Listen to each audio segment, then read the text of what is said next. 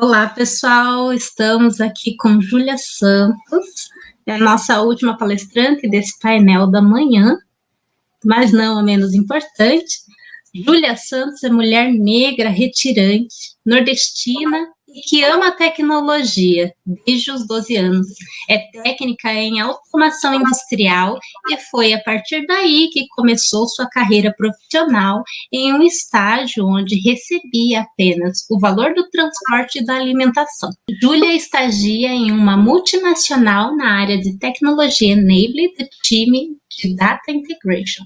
Faz parte do grupo de equidade racial do Hub de Tecnologia.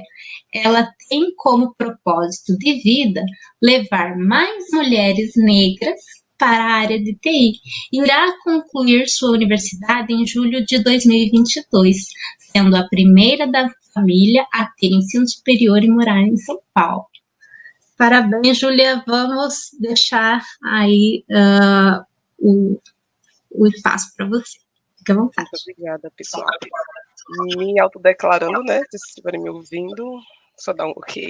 Eu sou uma mulher negra, de pele clara, meus cabelos são vermelhos, tenho uma tiara amarela na minha cabeça, um brinco também bem grande e um batom vermelho, porque eu acho que vermelho é resistência.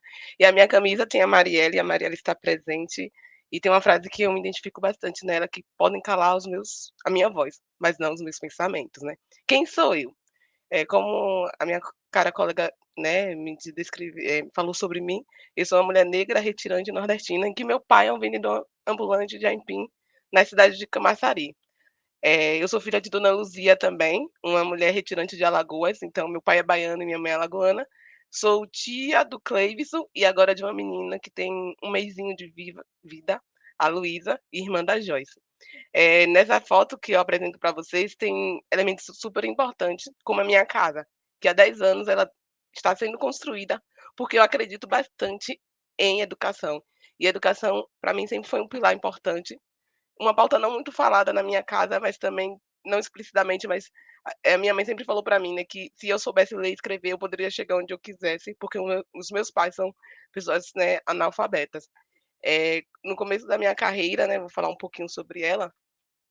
Eu fui, como a colega falou, né, eu sou técnica em automação industrial e eu era a programadora de robô. Então, no meu primeiro estágio, eu fui apenas por transporte e comida, porque eu acreditava que realmente tecnologia era o meu sonho. Com 12 anos de idade, chegou uma multinacional na minha cidade, né? E essa multinacional, meus vizinhos todos foram contratados. E eu tinha apenas 12 anos de idade.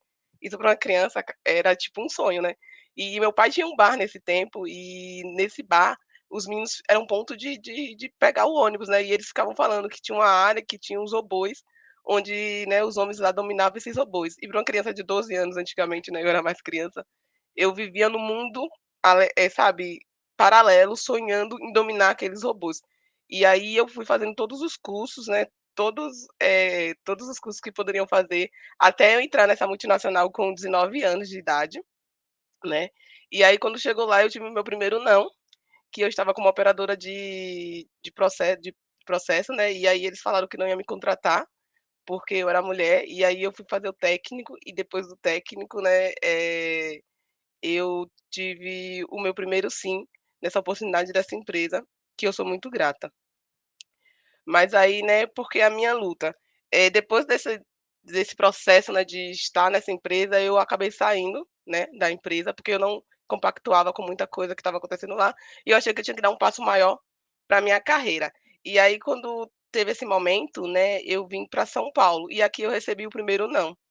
E o não doeu muito em mim, porque eu vim com todo o procedimento para já começar na empresa. E aí eu pensei: "O que eu posso fazer para mudar isso?". E aí eu pensei em entrar na universidade e voltar, né, em algum outro momento para essa luta. Nesse momento eu trabalhei num shopping, né, num shopping aqui em São Paulo, porque eu acabei ficando sem trabalho, eu não conseguia nada na minha área, e nesse shopping eu tive essa realidade de me encontrar como uma pessoa negra, né, como uma pessoa retirante e que não tinha muita oportunidades, assim dizendo. E aí eu conheci uma mulher grávida, uma amiga, né, a Suzana, e ela entrou na universidade apenas com 6 meses de gravidez. E ela falou: "Ah, vai lá, faz sua, né, vai falar lá, faz a prova, tenta também, você consegue, você é uma menina muito inteligente". E aí, através dela, eu tive a minha primeira oportunidade, né, de ingressar na universidade, né. Eu peguei o exemplo dela e falei: "Mano, o que é que eu vou fazer com isso?". E aí eu trago números, porque eu sou da área de data, né, e eu gosto muito de números. E quando eu passei, né, da minha primeira experiência, do meu primeiro estágio, eu fui fazer um processo para essa multinacional que eu faço parte hoje, que se chama Bayer, né, onde eu tenho um grande orgulho de trabalhar lá. E eu descobri o grupo de equidade, porque eu queria saber como é que uma menina negra, né, no retirante, nordestina, poderia ocupar um espaço altamente branco. E aí eu fui, né, graças ao Baiafro, que é o grupo que eu faço parte hoje, de equidade racial, eu fui atrás desses dados e eu encontrei que, né, das lideranças das 500 maiores empresas, apenas 5% tem uma liderança negra.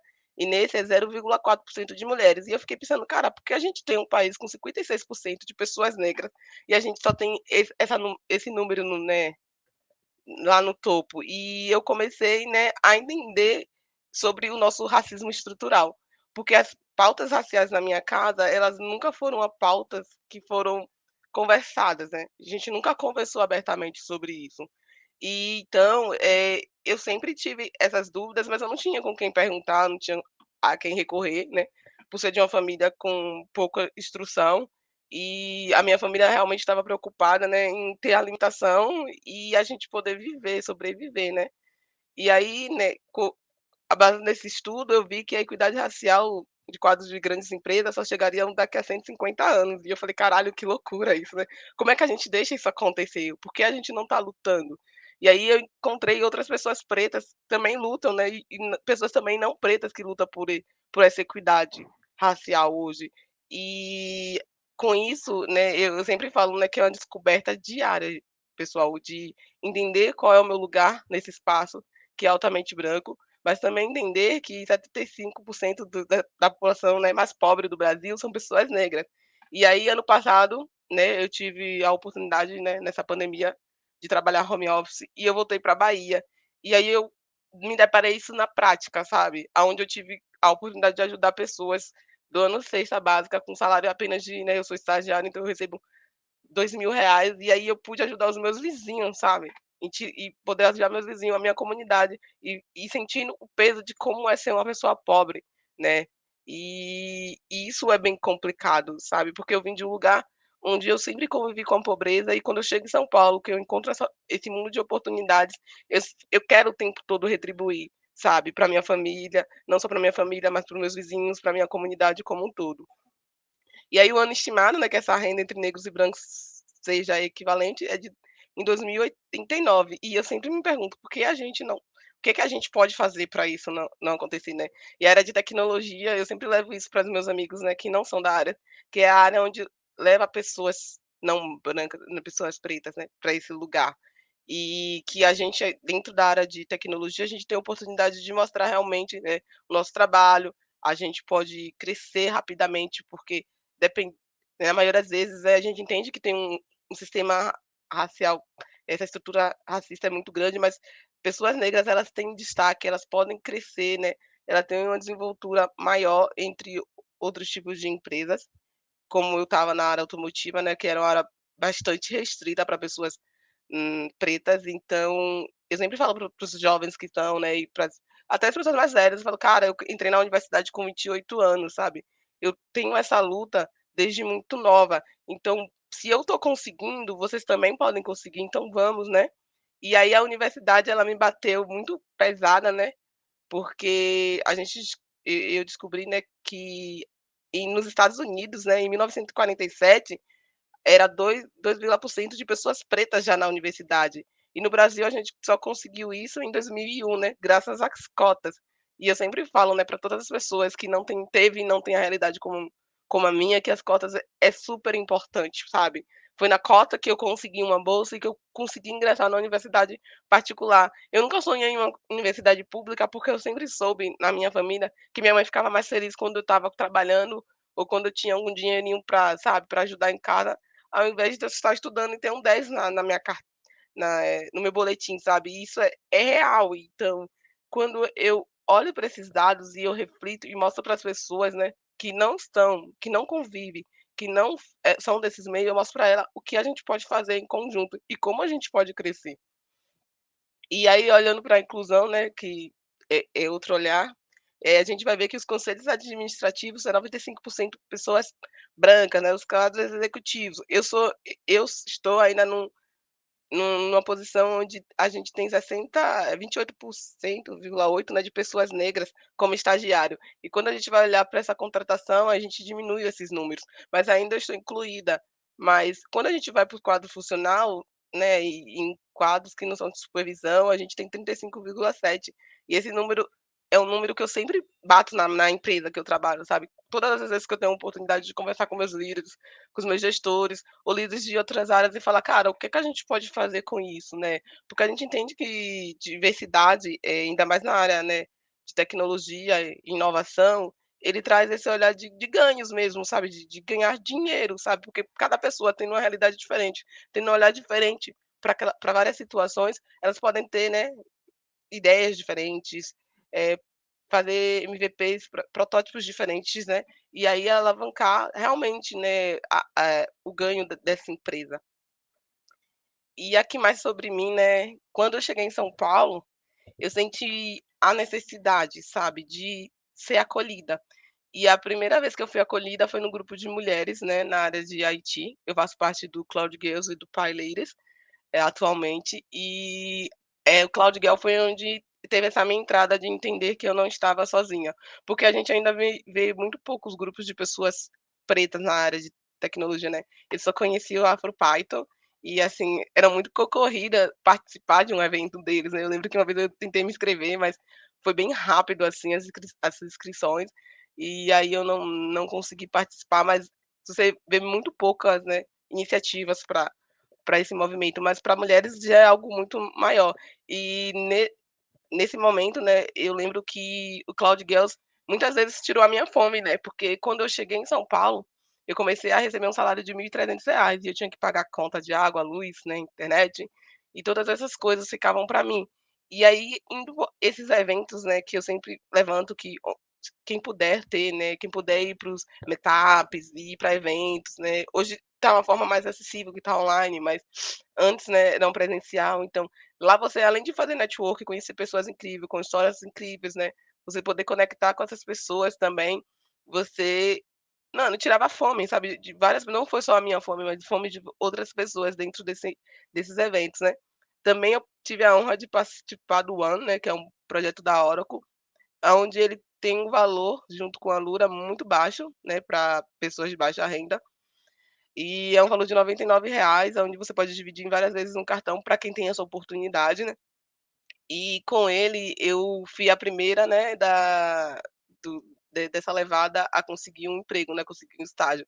E eu fiquei muito feliz, porque foi uma mulher negra que pôde adentrar, né, nessa carreira em uma multinacional, e a Oracle fez, esse link comigo junto com a Bayer, né.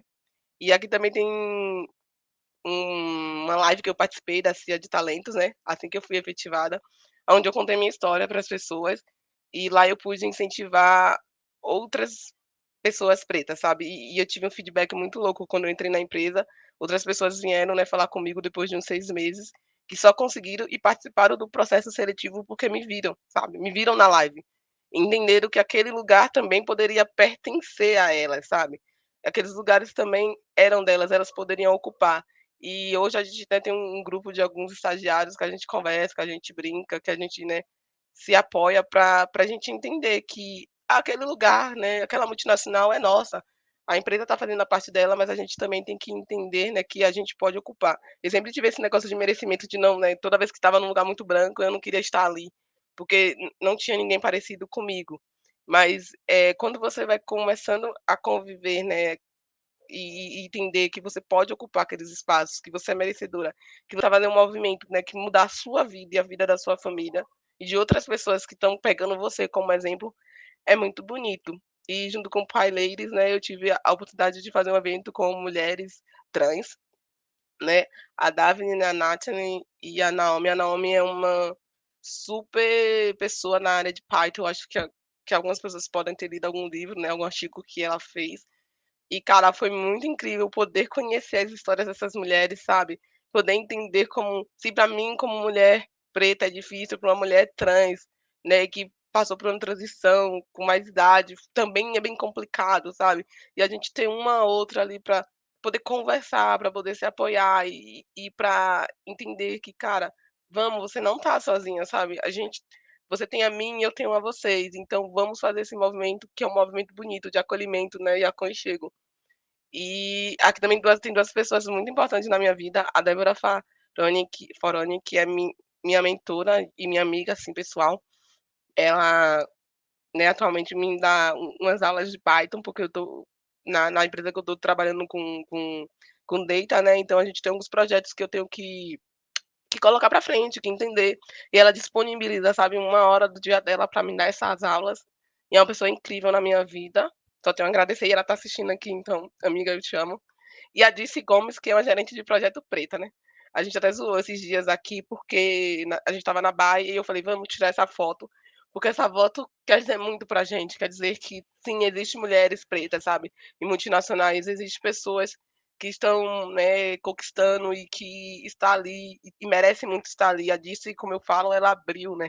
Ela pegou o facãozinho lá e abriu o matagal para que eu hoje pudesse adentrar naquele espaço e me olhar como pertencente, sabe, gente? E não tem coisa mais linda do que você ter isso no seu dia a dia, né?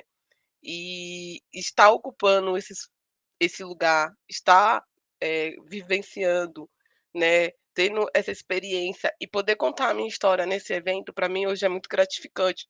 Porque, né, algumas vezes eu falei, cara, eu não vou contar a minha história, não é uma história muito legal, né? Uma pessoa que sai, deixa seus pais, deixa sua família. Mas eu percebo que contando a minha história eu posso impactar muitas pessoas, sabe?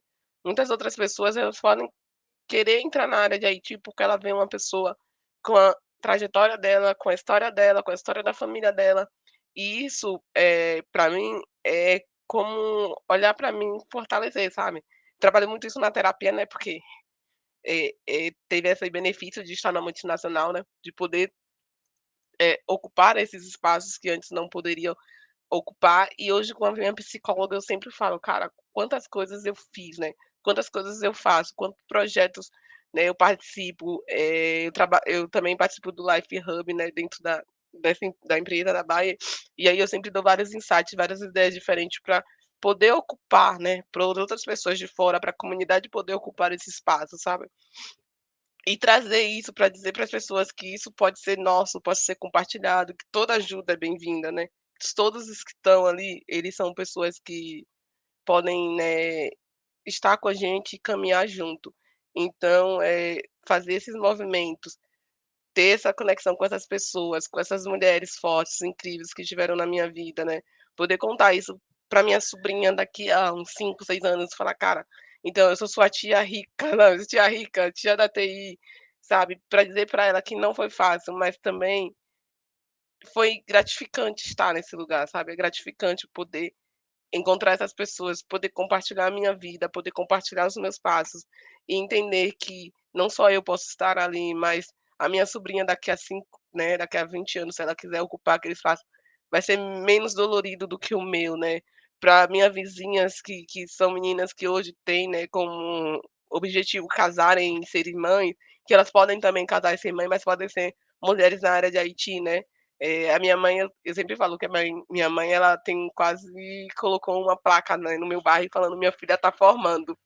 E está formando esse ano e, né, e poder levar a minha história para vocês e para quem puder estiver escutando aqui, é dizer que somos resistências, que podemos resistir, podemos ocupar qualquer lugar, né, e é isso, eu acho que o que eu tinha para dizer para vocês agradecer e contar um pouco da minha trajetória como uma mina preta na área de IT.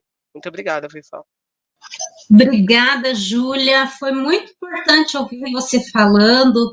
A gente entende tudo isso que você disse, mas é essencial dizer para todos e saber que a gente também pode entrar em diversos espaços, né?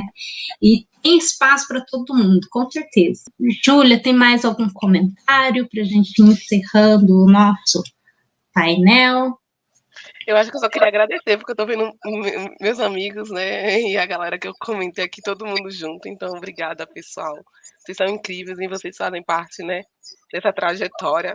E eu acho que é isso, é compartilhar, né? Eu tô muito emocionada, porque contar minha história é falar sobre resistência e falar que somos capazes. Então, pessoal, incentive seu coleguinha, né? Façam com que eles vão lá, entendam que é importante eles ocuparem esses espaços e que eles não estão sozinhos, que a gente está aqui e muito obrigada. É isso que eu tenho a dizer para vocês.